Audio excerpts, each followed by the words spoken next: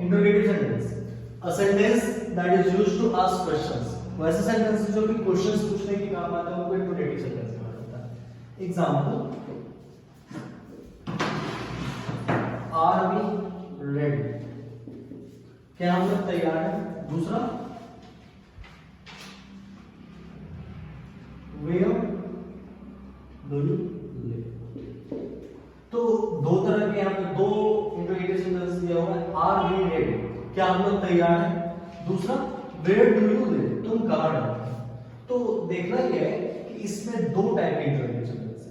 एक जो है पहले हमारा आर से स्टार्ट होता है, दूसरा जो है वो वेयर से स्टार्ट होता है। तो इनके स्टार्टिंग के फॉर्म्स के बेसिस पे इंटरोगेटिव सेंटेंस किस तरीके से स्टार्ट होते हैं, इनके स्टार्टिंग स्टाइल के बेसिस पे इंटरोगेटिव सेंटेंसेस को बेसिकली दो पार्ट्स में बांटा जाता है। पहला होता है from auxiliary, it starts from, it starts from N auxiliary verb. पहला जो होगा फॉर्म, पहला स्टाइल जो होगा इंटरोगेटिव सेंटेंस का, वो एक ऑक्सिलरी वर्ब से स्टार्ट होता है। जैसे ऑक्सिलरी वर्ब्स होते क्या हैं, पहले भी हम लोग पढ़ चुके हैं, इसमें भी फिर से बता दिया जाता है। Is, am, are, was, were, has, have, had, shall, will, etc। इनके अलावा और भी होता है can, could, may, might, should, would, ought to, need, ये सारे जो होते हैं वो ऑक्सिलरी वर्ब्स होते हैं। इन ऑक्सिलरी वर्ब्स के बेसिस पे जब कोई भी सेंटेंस स्टार्ट होगा और लास्ट में मिलना चाहिए क्वेश्चन मार्क। इंटरोगेटिव सेंटेंस की पहचान है कि उसके लास्ट में क्वेश्चन मार्क होना चाहिए। स्टार्टिंग लेटर, फर्स्ट लेटर जो होगा वो कैपिटल होगा और एंडिंग जो होगा वो एक क्वेश्चन मार्क से होगा और सेंटेंस का मतलब एक क्वेश्चन होना चाहिए। यानी सेंटेंस का जब हम लोग मतलब निकालते हैं, मीनिंग निकालते हैं, अर्थ निकालेंगे तो वो पता चलना चाहिए कि कोई क्वेश्चन पूछा है। तो पहला स्टाइल होता है हमारा, it starts from N auxiliary verb. एक ऑक्सिलरी वर्ब से ये स्टार्ट होगा और ऑक्सिलरी वर्ब्स ये सारे होते हैं। इसका एग्जांपल हम लोग बहुत सारे दे सकते हैं। जैसे पहले, am I a good student, starting है एम से ऑक्सिलरी वर्ब और लास्ट में क्वेश्चन, क्या मैं एक अच्छा लड़का हूं, अच्छा स्टूडेंट हूं, अच्छा छात्र हूं। तो सबसे पहले स्टार्ट होना चाहिए किससे, ऑक्सिलरी वर्ब से, और लास्ट होना चाहिए क्वेश्चन। ये हुआ इंटरोगेटिव सेंटेंस का पहला स्टाइल जो कि ऑक्सिलरी वर्ब से स्टार्ट होता है। इसका बेनिफिट क्या है कि इस ये जो क्वेश्चंस होते हैं, इस तरह के जो क्वेश्चंस होते हैं उनका जवाब हम लोग केवल यस और नो में दे सकते हैं। जैसे इस सेंटेंस को ही देख लेते हैं, am I a good student, क्या मैं एक अच्छा लड़का हूं। अगर है तो हाँ, नहीं तो नहीं। तो सिर्फ एक वर्ड यस और नो के थ्रू ऑक्सिलरी वर्ब से स्टार्ट होने वाले जितने भी सेंटेंसेस हैं उनका आंसर हम लोग आराम से दे सकते हैं। दूसरा स्टाइल है हमारा, it starts from a WH word और question word.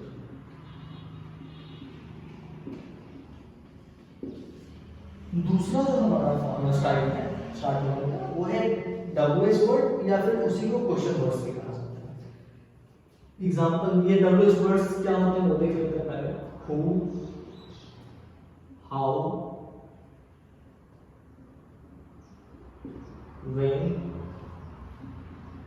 Where, which, what, whose, who, why, etc।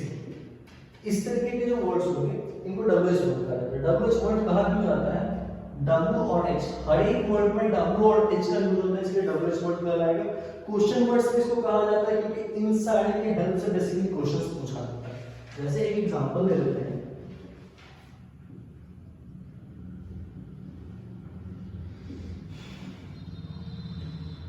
How old are you? How old are you? तुम कितने वर्ष के हो या तुम्हारी उम्र क्या है।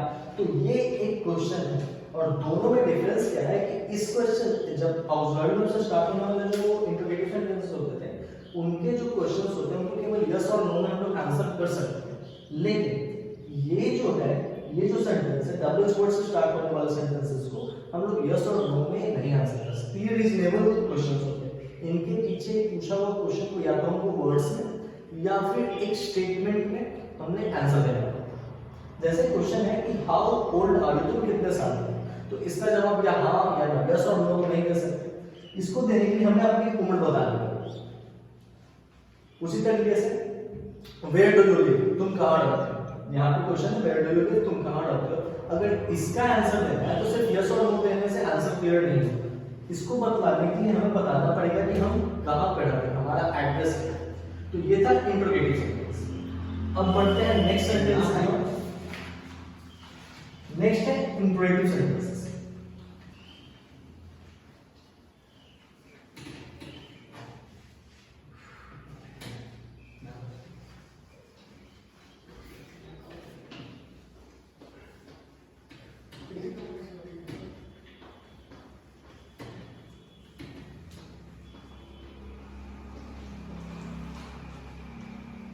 इंपरेटिव सेंटेंसेस जो है वो हम लोग पहले भी क्लासेस में पढ़ चुके हैं।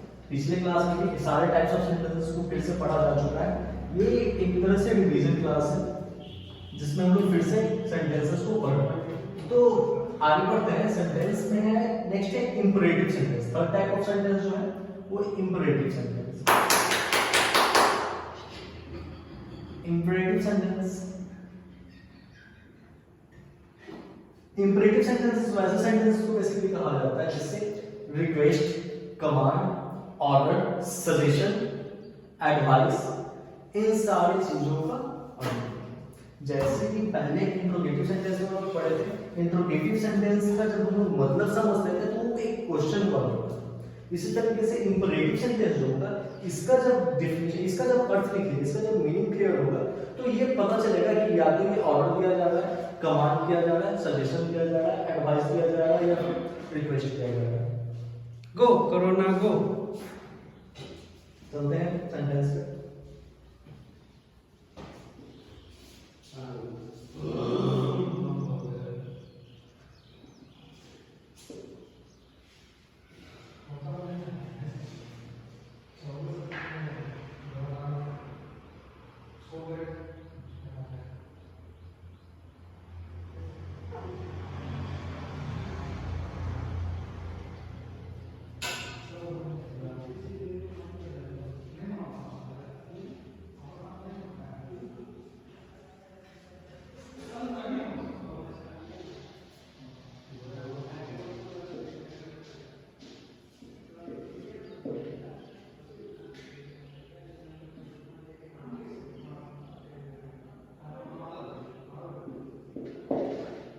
A sentence that expresses a command, request, order, advice, suggestion, etc.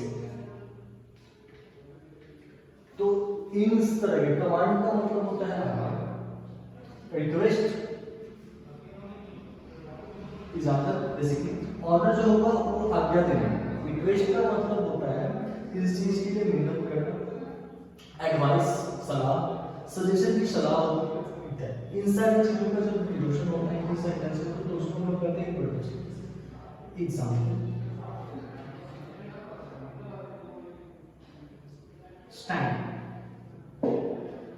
अगर एक सेंटेंस कहा जाता है स्टैंड, खड़े हो, क्लासरूम्स में बेसिकली टीचर्स लोग आपको कहते हैं कि स्टैंड, खड़े हो, तो एक तरह का ऑर्डर हो। ये कमांड, ऑर्डर, ये दो ऐसी चीजें हैं जो बेसिकली आपसे बड़े उम्र के लोग आपको कर सकते हैं। जो आपसे एल्डर है, जो बड़े हैं, वो आपको कमांड और ऑर्डर को दे सकते हैं। कमांड बेसिकली ऑफिशियल यूज होता है जब आप ऑफिस वगैरह में जाते हैं, मिलिट्रीज वगैरह में जो होता है तो जो उनका हेड होता है, जनरल वगैरह जो होते हैं वो अपने सैनिकों को कमांड दिया होता है। फिर ऑर्डर, तो ये एक तरह का ऑर्डर होता है। फिर ले लेते हैं request. Please help, please help, मेरी मदद करो। प्लीज लगा, कृपया मेरी विनती की जा रही है, तो ये होता है हमारा रिक्वेस्ट। ये शो करेगा, ये सेंटेंस जो होगा वो शो करेगा रिक्वेस्ट। फिर है इसके बाद आते हैं ऑर्डर, कमांड हो गया, रिक्वेस्ट हो गया, फिर आते हैं सजेशन।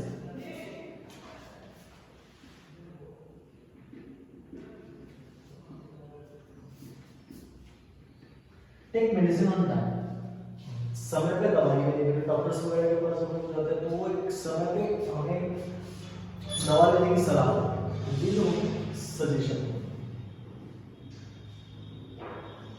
या एडवाइस ले सकते हैं इसमें,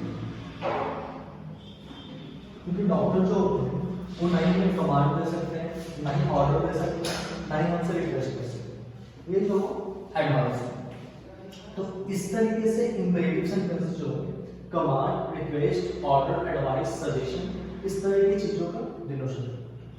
अब इसको पहचानेंगे कैसे कि ये इंपेरेटिव है या नहीं। तो सबसे पहले जितने भी इंपेरेटिव सेंटेंसेस हैं उनका लास्ट जो है यानी एंड जो करेंगे सेंटेंस वो होगा एक फुल स्टॉप से। सारे सेंटेंसेस जो इंपेरेटिव होंगे वो फुल स्टॉप पे जाके एंड करेंगे। स्टार्टिंग क्या होता है कि एक कंप्लीट वर्ड से स्टार्ट होगा, एक कंप्लीट वर्ब से स्टार्ट होगा। जैसे यहाँ पे है स्टैंड, स्टैंड का मतलब खड़ा होना, एक कंप्लीट वर्ब। हेल्प, हेल्प का मतलब होता है मदद करना, कंप्लीट वर्ब। टेक, टेक का मतलब लेना, ये भी कंप्लीट वर्ब। तो जब भी इंपेरेटिव सेंटेंस स्टार्ट होता है एक कंप्लीट वर्ब से स्टार्ट होगा और एंड करेगा फुल स्टॉप। और इस सेंटेंस का जब हम लोग अर्थ समझेंगे तो वो एडवाइस, कमांड, रिक्वेस्ट, ऑर्डर, इस तरह की चीजों का डिनोशन करेगा। तो ये है इंपेरेटिव सेंटेंस। नेक्स्ट चलते हैं वो एक्सक्लेमेटरी सेंटेंस।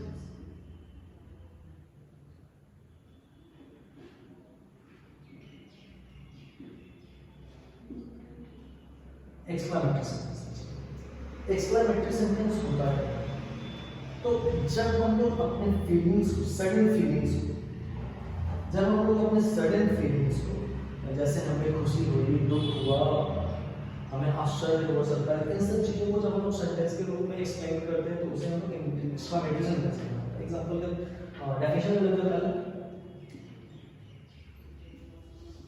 ये सेंटेंस दैट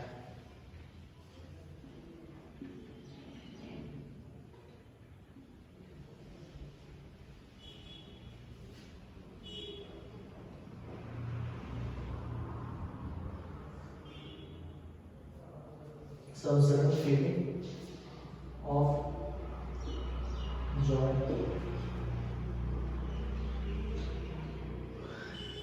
sorrow,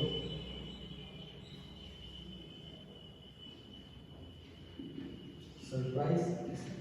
एक ऐसा सेंटेंस जो कि हमें सडन फीलिंग, हमारे जो सडन फीलिंग्स होते हैं, अचानक दिखने में हमारे मन में जो भाव होता है, चाहे वो खुशी का हो, दुख का हो या फिर आश्चर्य का हो, उसको जब हम सेंटेंस के रूप में डिनोट करते हैं वो कहलाता है exclamatory. Example,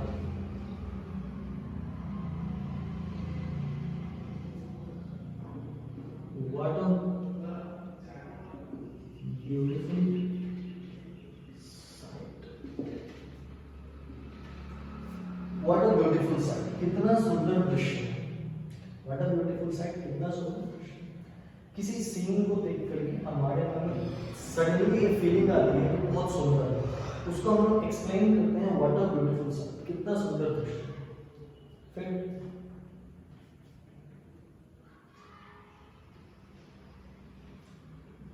sudden,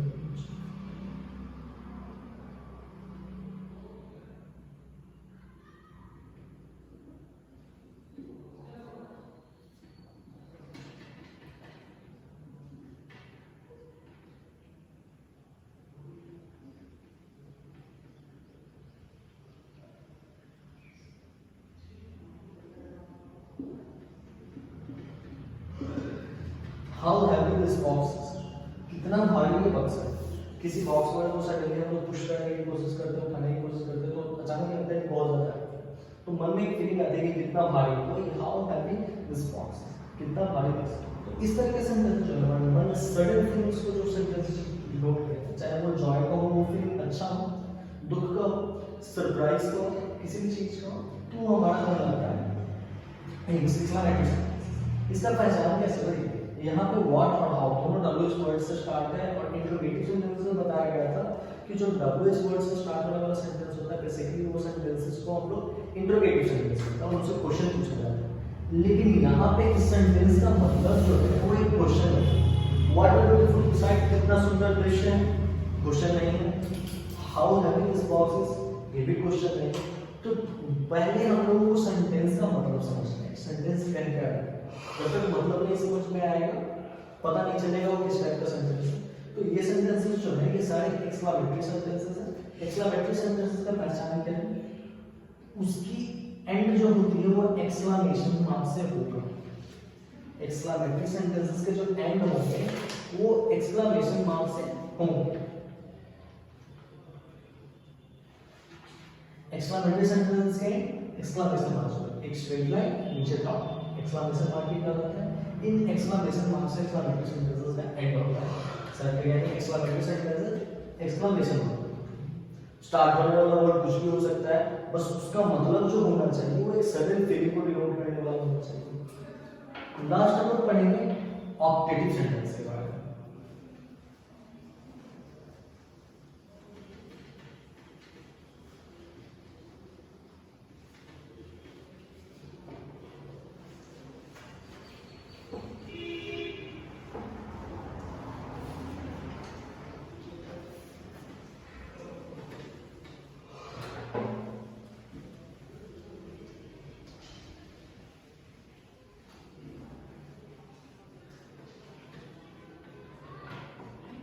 last sentence है fifth number optative sentence.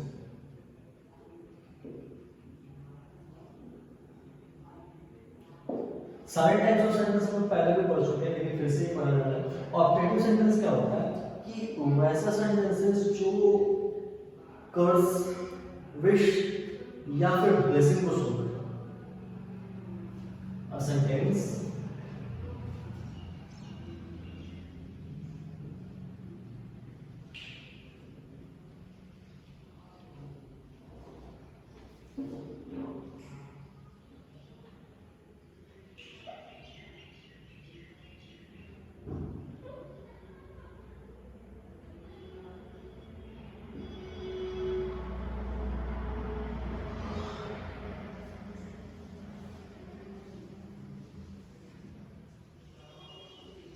A sentence that shows curse, blessing or wish. श्राप, कर्स का मतलब श्राप, ब्लेसिंग आशीर्वाद और विश का मतलब होता है इच्छा। जब इन सारी चीजों को डिनोट करता है कोई सेंटेंस तो उसे हम लोग करते हैं ऑप्टेटिव सेंटेंस। एग्जांपल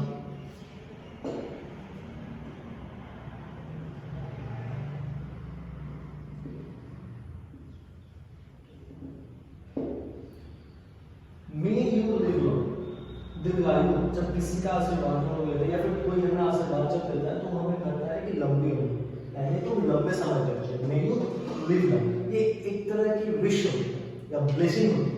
ये जो है ये ब्लेसिंग है जो हम बड़े हमें देते हैं जब हम उनके पैर में छूते हैं हमारे रिचुअल्स के बारे में, वो हमें ब्लेसिंग करते हैं कि तुम लंबे समय तक जियो। और भी बहुत तरह के आशीर्वाद दिए जाते हैं। ये हुआ हमारा एक blessing wish.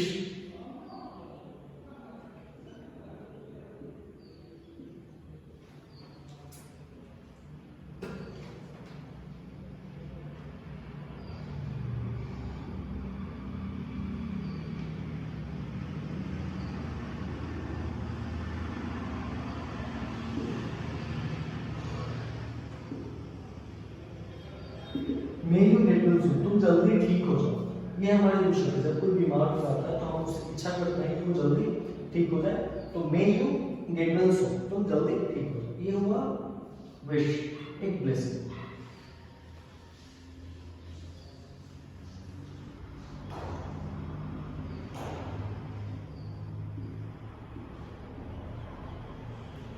May you die सून, तुम जल्दी हो जाओ। ठीक है, ये एक तरह का श्राप होता है।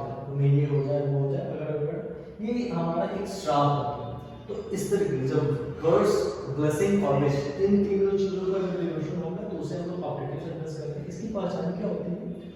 इसके लास्ट में भी एक्सक्लेमेशन मार्क होगा। एक्सक्लेमेटरी सेंटेंसेस की तरह इसके लास्ट में भी एक्सक्लेमेशन मार्क पाया जाता है। लेकिन वो जो होता था वो sudden feelings of Joy, surprise को शो करता था, लेकिन ये जो होगा हमारा वो उस तरीके का सेंटेंस नहीं होगा। ये किसी तरह का डिजायर शो करेगा, हमारी इच्छा शो करेगा, विश, हमारे किसी प्रेयर को शो करेगा, हमारे किसी प्रार्थना को शो करेगा।